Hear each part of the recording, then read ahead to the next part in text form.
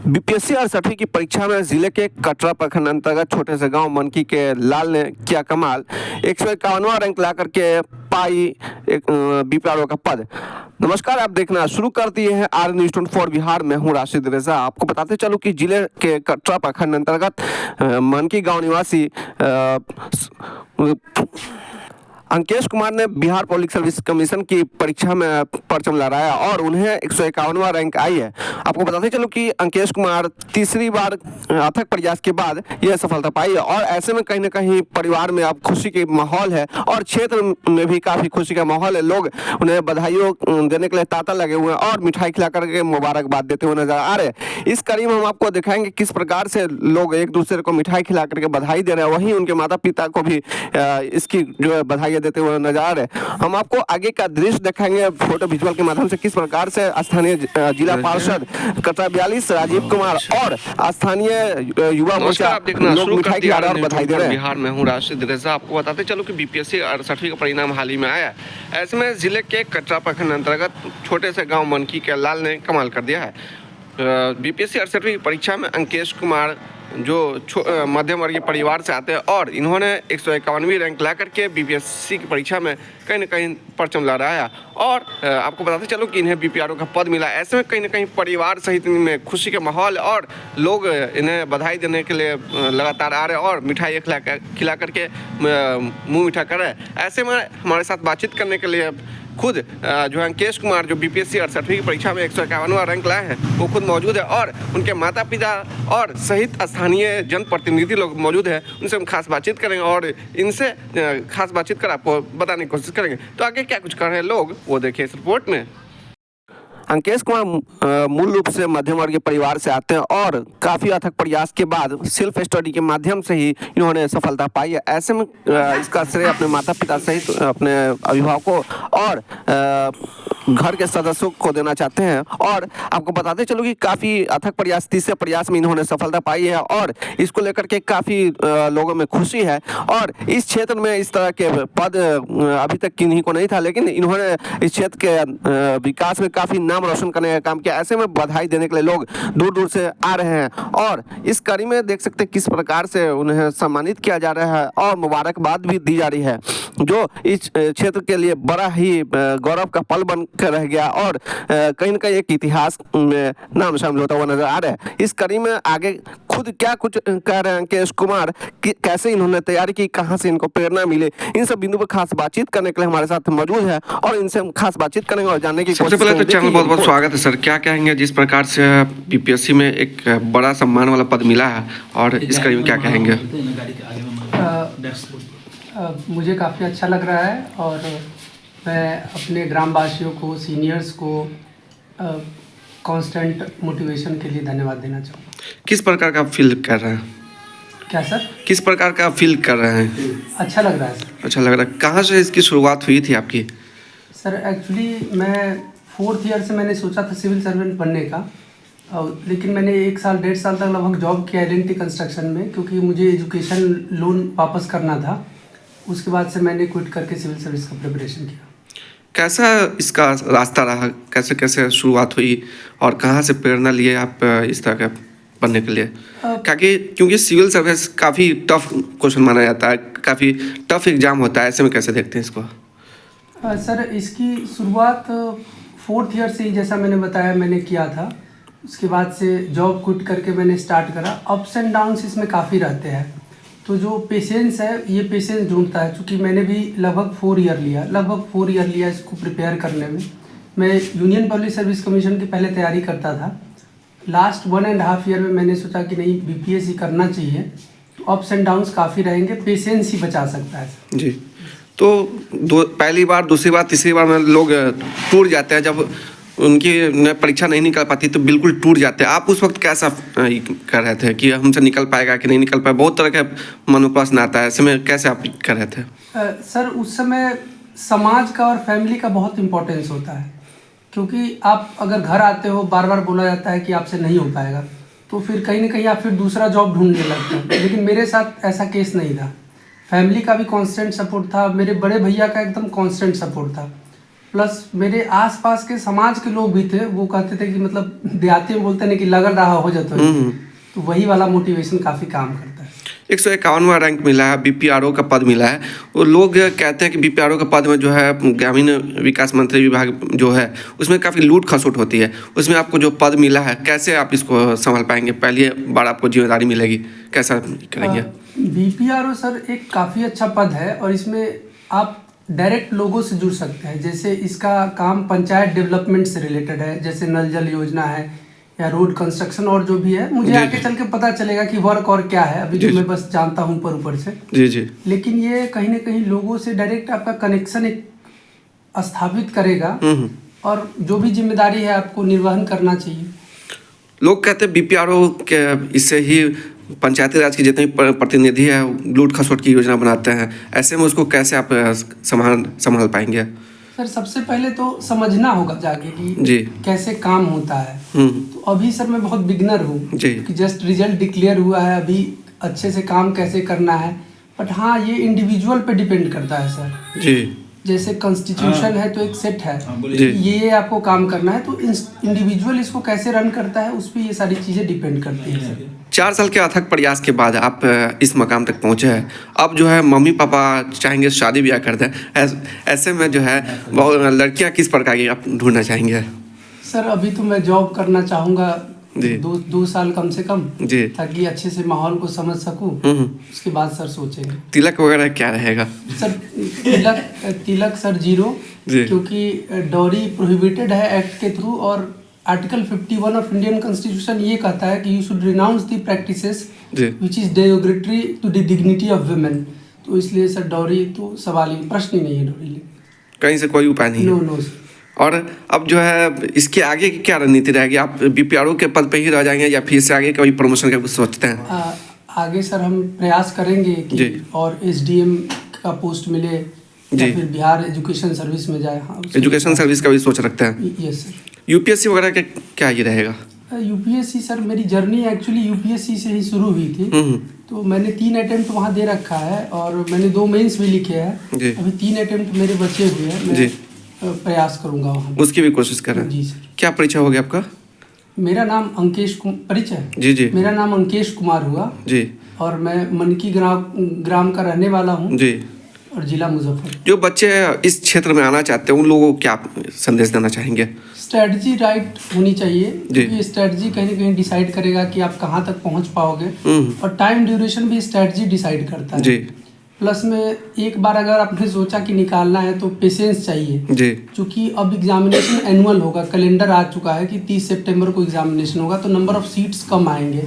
लेकिन उसी में प्रयास करना है तो यही है कि पेशेंस रखना पड़ेगा और स्ट्रैटेजी बिल्कुल मतलब टॉपर्स की तो सुनो, लेकिन जिससे क्लोज कांटेक्ट है उनसे बात करो ताकि और अच्छे से पता चले। कहाँ से तैयारी किए थे? लोग कहते हैं बाहर रह के ही इसकी तैयारी की जा सकती है, आप कहाँ से शुरुआत किए थे? सर मैं तो अभी लगभग 10 महीने से पटना में था। टेस्ट सीरीज लिखने चला गया था कि मेंस का मैं बैठ के लिखूं एग्जामिनेशन हॉल के अंदर में, उस तरह का टेम्परामेंट हो। उससे पहले मैं घर ही पे था लगभग 2-2.5 साल। और सर कोचिंग की जहाँ तक प्रश्न है, मैंने 68th बीपीएस तक किसी भी कोचिंग का सहारा नहीं लिया था। नहीं लिया था इसका मतलब ये नहीं है कि उनके मटेरियल्स का यूज नहीं किया था, क्योंकि वो ऑनलाइन फ्री में अवेलेबल है। जैसे दृष्टि आई इसका वेबसाइट है, तो आप सर्च कर लीजिए, कोई भी टॉपिक ढूंढना है जैसे कॉन्स्टिट्यूशनलिज्म, तो कॉन्स्टिट्यूशनलिज्म बगल में लिख दिए दृष्टि IAS, मिल गया, आपने नोट्स बना लीजिए। तो रिसोर्सेज अवेलेबल है, बट यूज कैसे करना है यही लर्न कर। लोगों को मोटिवेट कैसे करेंगे? सेल्फ स्टडी या फिर क्लास के माध्यम से ही किया जा सकता है? सर ये इंडिविजुअल पे डिपेंड करता है। जी, इंडिविजुअल पे डिपेंड करता है। अगर आपको पास स्ट्रेटजी है, पता है कैसे करना है, तो कोचिंग की कोई ज़रूरत नहीं है। वो महाभारत में है ना कि लोग कृष्ण ढूंढते हैं जो आपको रन जितवाएंगे। कौरव के पास भी योद्धा था, नहीं जीत पाए, कृष्ण था, अर्जुन के पास वो जीत। तो आपको कृष्ण ढूंढना है, आप जहाँ ढूंढो, आप कोचिंग में टीचर्स को ढूंढो, सीनियर्स को ढूंढो, जहाँ मिल जाए। लोगों के माइंड में एक क्वेश्चन हमेशा सेट रहता है कि सिविल सर्विस की परीक्षा में जो है, जो इंटरव्यू जो होता है उसमें कहते हैं कि छत पे आप आए हैं तो ऐसे सीढ़ी में इतना कितनी सीढ़ियाँ थी, तो इस टाइप का क्वेश्चन भी रहता है क्या?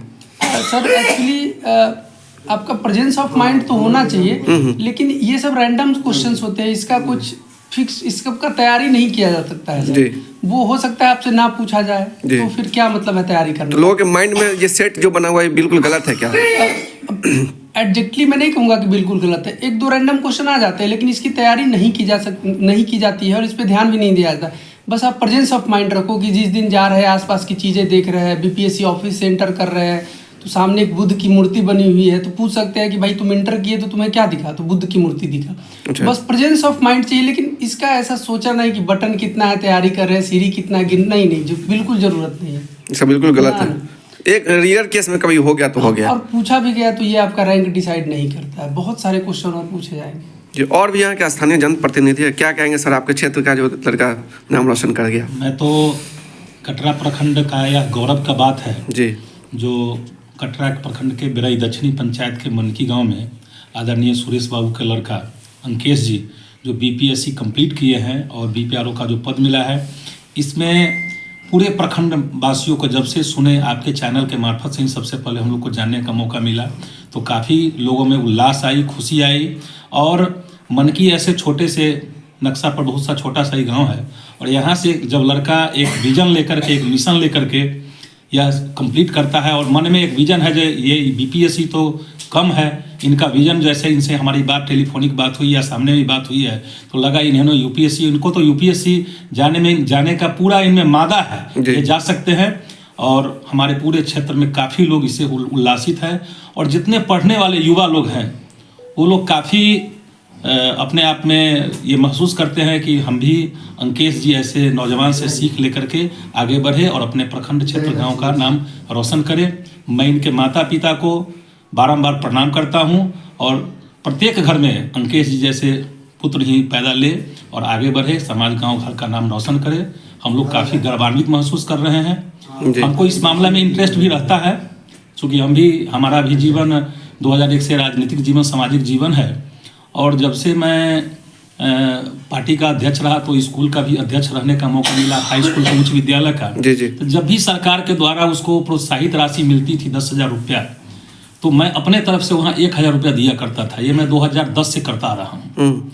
इधर 2-3 साल से फिर हम लोग दूसरे स्थिति में जनप्रतिनिधि हैं, जिला पार्षद इस क्षेत्र के हैं, तो मैं जो भी हमारे क्षेत्र में जो भी अच्छे अच्छे लोग नाम करते हैं मैं उनको अपने टीम के साथ प्रोत्साहित करता हूँ, है ना। उनके यहाँ जा कर के उनका सम्मान करता हूँ और उनके सम्मान से समाज का भी सम्मान बढ़ता है, हम लोग का भी गौरव बढ़ता है। काफ़ी खुशी महसूस हुई जब भी हम लोग जिला में जाते हैं, किसी बैठक में लोग कहता है वो आपके क्षेत्र का लड़का बीपीएससी कंप्लीट किया है, तो हम लोग का सीना है वो 56 इंच का जरूर हो जाता है नरेंद्र मोदी जी की तरह, है ना। इसलिए हमारे साथ आप देखिए लोजपा के किसान सेल के अध्यक्ष हैं पिंटू जी, वो भी आए हैं। युवा मोर्चा भाजपा के अध्यक्ष हैं नवीन जी, सभी टीम के साथ यहाँ आए। क्षेत्र के जनप्रतिनिधि के नाते बच्चे जो इस क्षेत्र में आना चाहते हैं उन लोगों से क्या अपील करेंगे? मैं तो यही अपील करता हूँ जो अंकेश जी से प्रेरणा ले, शिक्षा ले, इनके जो जिस रास्ते से इन्होंने तैयारी करके आगे बढ़ा है। आप घर रख कैसे कहें, इन्होंने कोरोना काल में मैं घर बैठ कर कहीं तैयारी करता था, है ना। किसी भी का जो उसका जो होता था उसको हम नेट से ले लेते थे और यहाँ बैठ करके सेल्फ स्टडी करके हम पढ़ते थे।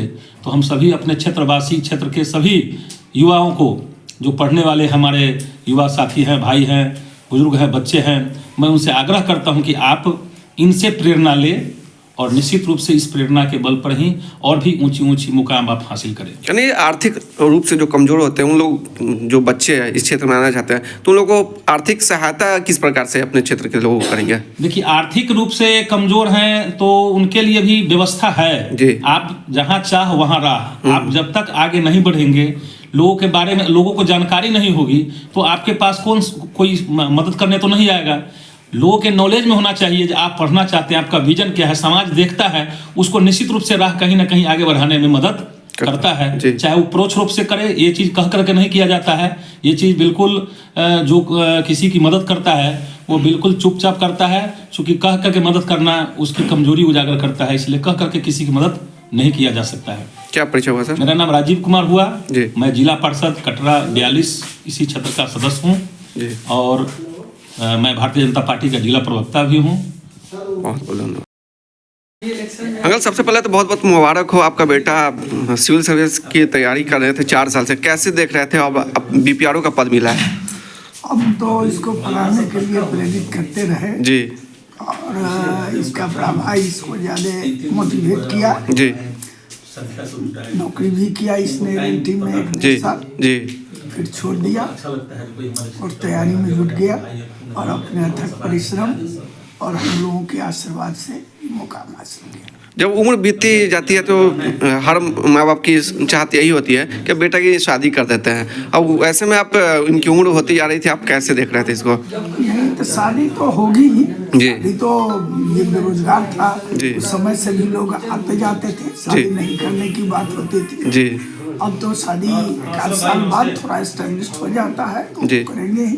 जी कैसा फील कर रहे हैं आप? बहुत बढ़िया फील कर रहे हैं, बहुत बढ़िया फील कर रहे हैं, काफ़ी खुशी है। काफी खुशी है जी और बिना तिलक दहेज का ही इसका शादी करेंगे। बिना तिलक दहेज। बड़े का भी शादी बिना तिलक दहेज का हुआ है, जी। बेटा का भी, जी जी जी तो इसका भी वही हो। कितने बच्चे हैं आपके पास? 3 बच्चे हैं हमारे। 3 बच्चे हैं, सबसे छोटे हैं ये? सबसे छोटे हैं, जी। सबसे बड़ी लड़की है जी जो हाई स्कूल अथरी में टीचर है। अच्छा उसके बाद एक लड़के हैं जी जो राजस्थान पब्लिक आदि में विद्युत बोर्ड में जी। असिस्टेंट इंजीनियर है। जी बहू भी असिस्टेंट इंजीनियर है राजस्थान विद्युत बोर्ड में। बहुत अच्छी बात है आपके, हाँ, और एक दामाद भी है जी। +2 के टीचर है। यानी सब अपने अपने मकाम पे हैं। सब अपने अपने मकाम पर है।